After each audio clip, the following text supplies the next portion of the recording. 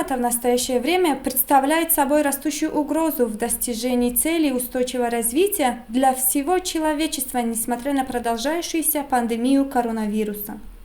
Малоземельные фермеры, женщины и бедные слои населения в Таджикистане особенно уязвимы к климатическим рискам.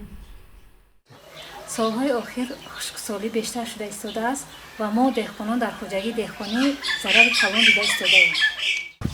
дар деҳаи мо чашмаҳои зиёде хушк шуданд ва ҳоло мо барои истифодаи оянда дар бочкаҳо обро захира карда истодаем.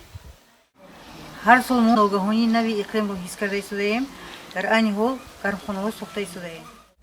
Молодежный экологический центр работает в сельской местности для снижения уязвимости населения, особенно женщин. Мы повышаем осведомленность и помогаем внедрять адаптационные меры и климатически умные технологии, которые помогают сельчанам противостоять негативному воздействию изменения климата. дар деҳаи мо наврасоии барқ бештар ба назар мерасад.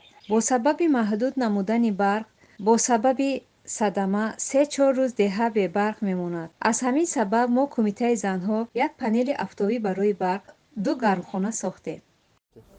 пайдо шудани мавҷҳои гармии ногаҳонӣ ва хушксолӣ дар давраи кишт ки боиси нобуд гаштани зироат мегардад. Маркази экологии ҷавонон бо дастгирии лоиҳа ба мо кӯмак расонид ки 3 гармхона созем то ҳосили барвақтро аз таъсири манфии тағйирёбии иқлим муҳофизат намоем. Мо 5 системаи обёрии қатрагӣ насб кардем.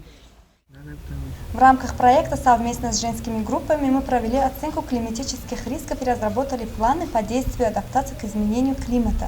Реализация этих планов и внедрение климатических умных технологий поможет сельским общинам и сельским женщинам более успешно противостоять изменению климата.